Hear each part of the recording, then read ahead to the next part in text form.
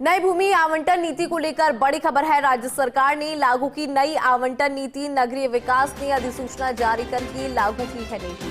अब संस्थाओं के लिए कौड़ियों के दाम नहीं मिल सकेगी भूमि। कौड़ियों के भाव या फ्री जमीन आवंटित करने का नहीं होगा अधिकार। मंत्री या कैबिनेट सब कमेटी का नहीं होगा अधिकार। मुख्यमंत्री स्तर पर ही इस बारे में किया जा सकेगा फैसला। संस्थाओं निवेशकों को सार्वजनिक सुविधाओं के लिए आवंटित होगी। 40% की रियायत दर पर संबंधित निकाय कर सकेंगे आवंटित। इससे अधिक रियायत के लिए मामला राज्य सरकार के पास जाएगा। शैक्षणिक और मेडिकल कॉलेज, बड़े अस्पताल को दी जा सकेगी भूमि। न्यूनतम निवेश की गारंटी देने पर ही भूमि जो है वो दी जा सकेगी।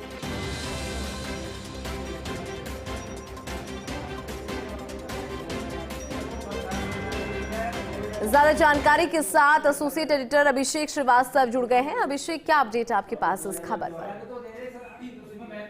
सिंधु, आज नई भूमि आवंटन नीति जारी कर दी है। पिछले दिनों कैबिनेट की मीटिंग में इसको अप्रूवल दी गई थी। उसके बाद नगरीय विकास विभाग ने आज अधिसूचना जारी कर दी है। संस्थाओं के लिए जो कौड़ियों के दाम पे जमीन मिलती थी वो नहीं मिल पाएगी। उसका इसमें प्रावधान किया गया। मंत्री या कैबिनेट सब कमेटी का इसमें अधिकार को सीमित किया गया। मुख्यमंत्री स्तर पर जो है फ्री जमीन को लेकर या और ज्यादा रियायत को लेकर फैसला किया जाएगा। निवेश और उसमें 40% की रियायत दर पर संबंधित निकाय आवंटित कर सकेंगे और इससे अधिक रियायत के लिए मामला राज्य सरकार के पास जाएगा।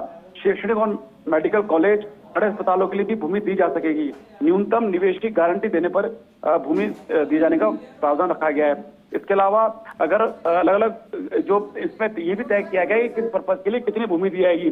स्कूलों के लिए 2 से 6,000 वर्ग मीटर तक, कॉलेजों के लिए न्यूनतम 6,000 वर्ग मीटर और अधिकतम 10,000 वर्ग मीटर तक भूमि दी जा सकेगी।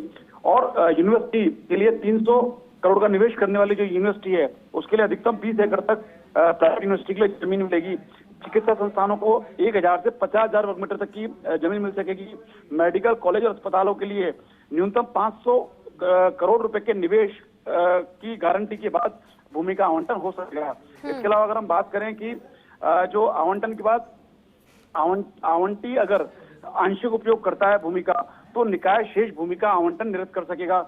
और राष्ट्रीय राजनीतिक दलों को भी भूमि देने का प्रावधान किया गया है। इसमें 6,000 वर्ग मीटर तक जमीन राष्ट्रीय राजनीतिक दलों को मिल सकेगी।